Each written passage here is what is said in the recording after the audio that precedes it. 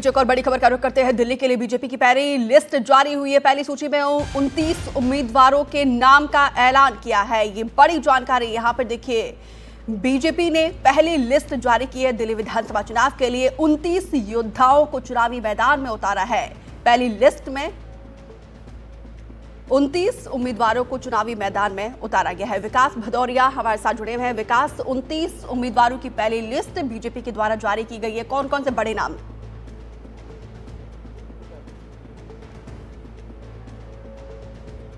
जो उम्मीदवार बनाए गए हैं, प्रवेश साहिब सिंह वर्मा बनाए गए हैं और इसके अलावा आतिशी के खिलाफ कालकाजी सीट से रमेश बुद्धूड़ी को टिकट दिया गया है। रमेश बुद्धूड़ी 2 बार के सांसद हैं और 2 बार पहले विधायक भी रह चुके हैं। प्रवेश पूर्व सांसद हैं और लगातार 2 बार रह चुके। इसके अलावा आम आदमी पार्टी से बीजेपी में शामिल हुए कैलाश गहलोत परिवहन मंत्री थे। आम आदमी पार्टी की सरकार में उनको चुनाव मैदान में उतारा है। इसके अलावा पूर्व अध्यक्ष सतीश उपाध्याय बीजेपी के प्रदेश अध्यक्ष रह चुके हैं, उनको मालवीय नगर सीट से विधानसभा चुनाव में उतारा है। इसके अलावा बीजेपी के राष्ट्रीय महासचिव दुष्यंत गौतम को करोलबाग सीट से चुनाव मैदान में उतारा गया और मनजिंदर सिंह सिरसा जो कि बीजेपी का एक फिक्स चेहरा है, उनको राजौरी गार्डन से उम्मीदवार बनाया गया है। इसके अलावा आशीष सूद जो कि बीजेपी के जनरल सेक्रेटरी हैं स्टेट बीजेपी के, उनको जनकपुरी सीट से विधानसभा मैदान में उतारा गया है। महरौली सीट से गजेंद्र यादव को चुनाव मैदान में उतारा गया है। युवा मोर्चा के समय से खासे सक्रिय रहे हैं गजेंद्र यादव। इसके अलावा सिंह नेगी को पटपड़गंज सीट से चुनाव मैदान में उतारा गया है। ये सीट है जहां से मुख्यमंत्री उप मुख्यमंत्री सिसोदिया चुनाव मैदान में उतरा करते थे, लेकिन इस बार उन्होंने सीट बदल दी है। पटपड़गंज नेगी जो है वो बीजेपी उम्मीदवार होंगे। विश्वास नगर से बीजेपी के 3 बार के विधायक ओम प्रकाश शर्मा को फिर से उन पर भरोसा जताया गया, उनको चुनाव मैदान में उतारा गया है। इसके अलावा गांधीनगर से सरदार अरविंदर सिंह लवली को चुनाव मैदान में उतारा गया है। आपको पता है अरविंदर सिंह लवली पहले कांग्रेस में थे, फिर बीजेपी में आए, फिर कांग्रेस गए और फिर बीजेपी में। बिल्कुल विकास, अब यहाँ पर देखिए बीजेपी के द्वारा भी अब लिस्ट जारी की गई है। मैं लौटूंगी आपके पास उम्मीदवारों की लिस्ट। अगर आपको बता दें तो नई दिल्ली में केजरीवाल बनाम प्रवेश वर्मा। नई दिल्ली अपने आप में हॉट सीट है। आम आदमी पार्टी के राष्ट्रीय संयोजक अरविंद केजरीवाल यहाँ से ताल ठोक रहे हैं और उनको यहाँ पर देखिए प्रवेश वर्मा मुकाबला देते हुए नजर आएंगे। और मालवीय नगर से सतीश उपाध्याय है प्रत्याशी और साथ ही बिजवासन से कैलाश गहलोत उम्मीदवार है। कालकाजी से रमेश विधूड़ी उम्मीदवार है। कालकाजी हाई प्रोफाइल सीट है और गांधीनगर से अरविंद सिंह लवली प्रत्याशी होंगे। और शालीमार बाग से रेखा गुप्ता को उम्मीदवार बनाया है। रेखा गुप्ता के ऊपर बीजेपी ने भरोसा जताया है। दिल्ली विधानसभा चुनाव के लिए बीजेपी की पहली लिस्ट। उससे पहले हम सब देख रहे हैं किस तरीके से इस ठंड में भी सियासी तपिश देखने को मिल रही है। देश की राजधानी दिल्ली में जिस तरीके से वार पलटवार का दौर लगातार जारी है, तो यहाँ पर देखिए वैसे तो मुकाबला बीजेपी और आम आदमी पार्टी के बीच लग रहा है, लेकिन यहाँ पे कांग्रेस भी पुरजोर कोशिश कर रही है। तीनों पार्टी एडी से लेकर चोटी तक का जोर लगा रही है। ऐसे में आज यहाँ पर देखिए दिल्ली के लिए बीजेपी की पहली लिस्ट, जिसमें 29 नामों के ऐलान हुए हैं। और कालकाजी जो हाई प्रोफाइल सीट है, क्योंकि यहाँ से दिल्ली के मुख्यमंत्री आतिशी आम आदमी पार्टी से हैं और कांग्रेस से अलका लांबा और बीजेपी से रमेश विधूड़ी उम्मीदवार है। विकास भदौरिया हमारे साथ लगातार बने हुए हैं। विकास, इन 29 सीटों में देखा जाए तो अब कौन कौन से हाई प्रोफाइल सीट आपके मुकाबले और कहां पे द्विपक्षीय मुकाबला है, कहां पे त्रिकोणीय मुकाबला है? देखिए, जो मुकाबला सबसे हाई प्रोफाइल होने जा रहा है वो नई दिल्ली सीट पे होने जा रहा है। प्रवेश वर्मा को अरविंद केजरीवाल के खिलाफ बीजेपी ने चुनाव मैदान में उतारा है। उसके बाद कालकाजी में, जहां पर मुख्यमंत्री आतिशी चुनाव मैदान में है, बीजेपी ने रमेश विधूड़ी को वहां से चुनाव मैदान में उतारा है। रमेश विधूड़ी का लोकसभा सीट के भीतर आने वाला एक विधानसभा क्षेत्र है। यहाँ से अलका लांबा कांग्रेस पहले ही फील कर चुकी है। यहाँ पर त्रिकोणीय मुकाबला होने की चांसेज है। राजौरी गार्डन मनजिंदर सिंह सिरसा यहाँ से चुनाव मैदान में है। ये हाई प्रोफाइल सीट होने जा रही है। इसके अतिरिक्त बिजवासन, यहाँ से बीजेपी ने कैलाश गहलोत को चुनाव मैदान में उतारा है। आम आदमी पार्टी की सरकार में लगातार 10 साल तक मंत्री रहने के बाद कैलाश गहलोत ने बीजेपी का रुख किया था अब से 2 महीने पहले। और बिजवासन में भी हाई प्रोफाइल मुकाबला होने वाला है। अरविंद केजरीवाल पूरी कोशिश करेंगे कि यहाँ पर जो है वो यहाँ पर किसी भी सूरत में कैलाश गहलोत न जीत पाए। इसके अलावा मालवीय नगर जो सीट है, सतीश उपाध्याय यहाँ से चुनाव मैदान में है, ये भी हाई प्रोफाइल सीट होने वाली है। जगपुरा से तरविंदर सिंह मरवा, यहाँ पर भी मुकाबला कड़ा होगा, हाई प्रोफाइल सीट ये बनने वाली है। इसके अतिरिक्त अगर बात करें तो पटपड़गंज की सीट है, जहाँ से मनीष सिसोदिया ने अपना सीट छोड़ी थी। यहाँ पर आम आदमी पार्टी की बीजेपी ने रविंद्र सिंह नेगी को चुनाव मैदान में उतारा है और ये सीट जो है दिलचस्प सीट बनने जा रही है, क्योंकि ये देखना होगा कि मनीष सिसोदिया के जीतने की सीट बदलने के बाद इस सीट पर क्या होने जा रहा है, इस पर नजर सबकी रहेगी। इसके अलावा अगर बात करें तो गोंडा की सीट है, यहाँ से अजय महावर को बीजेपी ने एक बार फिर से अपना भरोसा जताया है। ये सीट भी बहुत दिलचस्प होने जा रही है। तो कुल मिला के जो 29 उम्मीदवार बीजेपी ने आज घोषित किए हैं, वे ज्यादातर ऐसे सीटें हैं जो या तो हाई प्रोफाइल है या बीजेपी के बड़े नाम वहां से चुनाव मैदान में है। देखा जाए तो दुष्यंत कुमार गौतम, जो कि करोलबाग की सुरक्षित सीट से उम्मीदवार बनाया गया है, वो राज्यसभा के सांसद हैं और इसके अतिरिक्त बीजेपी के राष्ट्रीय महासचिव भी हैं। इसके अलावा 2 यहाँ पर पूर्व प्रदेश अध्यक्षों को चुनाव मैदान में बीजेपी ने उतारा है। विजेंद्र गुप्ता को रोहिणी से, पिछली बार भी वो रोहिणी से चुनाव लड़े थे, उससे पहले से लगातार वो रोहिणी से चुनाव लड़ते रहे, प्रदेश अध्यक्ष रह चुके हैं, इनको चुनाव मैदान में उतारा है। सतीश उपाध्याय को मालवीय नगर सीट से, ये भी प्रदेश अध्यक्ष रह चुके हैं, उनको चुनाव मैदान में उतारा है। तो बीजेपी ने जो बड़े चेहरे हैं उन पर यहाँ पर दांव खेला है और ऐसे उम्मीदवारों को भी टिकट दिया है जो कि अलग अलग पार्टियों से बीजेपी में आए हैं। कैलाश गहलोत आम आदमी पार्टी से बीजेपी में आए हैं, अरविंदर सिंह लवली गांधीनगर सीट से चुनाव मैदान में उतारा गया है, वे कांग्रेस से बीजेपी में आए हैं। और इसके अतिरिक्त मैं आपको बताऊं कि एक नाम और है जो कि बाहर से आने वालों का है और उनको भी चुनाव मैदान में, राजकुमार चौहान को मंगोलपुरी सुरक्षित सीट से चुनाव मैदान में बीजेपी ने फील्ड किया है।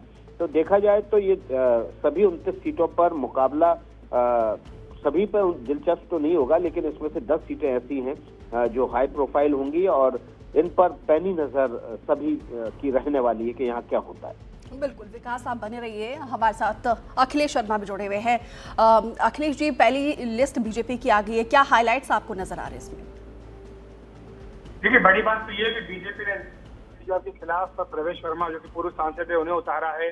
अभी तक के पिछले 3 विधानसभा चुनाव की बात करें तो ऐसा लगा था कि शायद बीजेपी केजरीवाल को एक टफ फाइट नहीं देती है, कोई बड़ा गंभीर उम्मीदवार नहीं उतारती थी, लेकिन इस बार एक मजबूत उम्मीदवार जो कि पूर्व सांसद रहे हैं प्रवेश वर्मा, ताकतवर नेता माने जाते हैं, उन्हें बीजेपी ने अरविंद केजरीवाल के खिलाफ नई दिल्ली सीट से उतारा है। साथ ही अभी बीजेपी के जो सबसे वरिष्ठ विधायक है ओम प्रकाश शर्मा, उन्हें एक बार फिर से पार्टी ने टिकट दिया विश्वासनगर से। तो ये भी एक महत्वपूर्ण संदेश है कि बीजेपी ने अपने पुराने चेहरों पर भी दांव लगाया है। एक और पूर्व सांसद है रमेश बिधूड़ी, उन्हें बीजेपी ने इस बार लोकसभा चुनाव नहीं दिया था, टिकट नहीं दिया था, इस बार उनको कालकाजी से चुनाव मैदान में उतारा गया है। इसके साथ ही जो दूसरी पार्टियों से नेता आए हैं उनको भी बीजेपी ने जगह दी है, कैलाश गहलोत हो या फिर इसके अलावा राजकुमार सिंह चौहान हो या फिर राजकुमार आनंद हो या फिर अरविंदर सिंह लवली हो, जो आम आदमी पार्टी और कांग्रेस से आए, इनको भी बीजेपी ने दिया है टिकट। तो ये भी एक बड़ा संदेश पार्टी ने अपनी ओर से दिया है। साथ ही बीजेपी के जो 2 पूर्व प्रदेश अध्यक्ष हैं उनको भी बीजेपी ने यहाँ पर उतारा है। विजेंद्र गुप्ता को रोहिणी से दिया है और सतीश उपाध्याय को मालवीय नगर से चुनाव मैदान में उतारा गया है। इसके साथ ही अगर हम बात करें महिलाओं की तो 2 महिला उम्मीदवार बीजेपी ने उतारे। सीमापुर से कुमारी रिंकू को टिकट दिया है और शालीमार बाग से रेखा गुप्ता को टिकट दिया है। करोल बाग जो सीट है वहां से बीजेपी ने अपने पूर्व राज्यसभा सांसद और वर्तमान में राष्ट्रीय महासचिव दुष्यंत कुमार गौतम को टिकट दिया है। इसके साथ ही सरदार मनजिंदर सिंह सिरसा, उनको राजौरी गार्डन से बीजेपी ने चुनाव मैदान में उतारा है। मनोज शौकीन को भी नांगलोई जाट से बीजेपी ने मौका एक बार फिर से दिया है। और इस तरह से बीजेपी ने अपने 29 उम्मीदवारों की सूची जारी कर दी है और अब जो बाकी नाम हैं, बताया जा रहा है कि अगले 3 से 4 दिनों में बाकी नामों को भी मंजूरी देकर उनकी सूची भी जारी कर दी जाएगी। बिल्कुल। अखिलेश जी, कौन कौन से हाई प्रोफाइल सीट है? और क्योंकि बीजेपी पूरी तरीके से जातीय समीकरण और हर एक पहलू को बड़े ही सोच समझकर लिस्ट का ऐलान करती है, तो इन 29 सीटों में कौन से आपको हाई प्रोफाइल सीट नजर आ रहे हैं? देखिए कई सारी सीटें, नई दिल्ली सीट तो सबसे हाई प्रोफाइल हो ही गई है क्योंकि वहां से पूर्व मुख्यमंत्री अरविंद केजरीवाल वो चुनाव लड़ रहे हैं। और कालका जी सीट भी मुझे लगता है हाई प्रोफाइल हो गई क्योंकि यहाँ से मुख्यमंत्री आतिशी लड़ रही हैं। कल ही कांग्रेस ने यहाँ से अलका लामा को अपना उम्मीदवार बनाया था और अब बीजेपी ने यहाँ से रमेश बिधूड़ी को चुनाव मैदान में उतार दिया। तो इस तरह से पूर्व मुख्यमंत्री केजरीवाल के खिलाफ पूर्व सांसद प्रवेश वर्मा और वर्तमान मुख्यमंत्री आतिशी के खिलाफ पूर्व सांसद रमेश बिधूड़ी। तो बीजेपी ने दोनों ही जो कद्दावर नेता हैं आम आदमी पार्टी के, उनको टफ फाइट देने का फैसला किया है। और इसी तरह से अन्य सीटों पर भी बीजेपी ने, यहाँ जंगपुरा की बात करें तो तरविंदर सिंह मरवा को बीजेपी ने चुनाव मैदान में उतारा है। तो मनीष सिसोदिया को भी एक का मुकाबला भी खड़ा करने की कोशिश बीजेपी ने यहाँ पर की है। जंगपुरा की जो सीट है यहाँ से, जैसे मैंने कहा कि तरविंदर सिंह मरवा के उतरने से मुकाबला थोड़ा खड़ा हो गया है और बिजवासन से कैलाश गहलोत को उतारा गया है।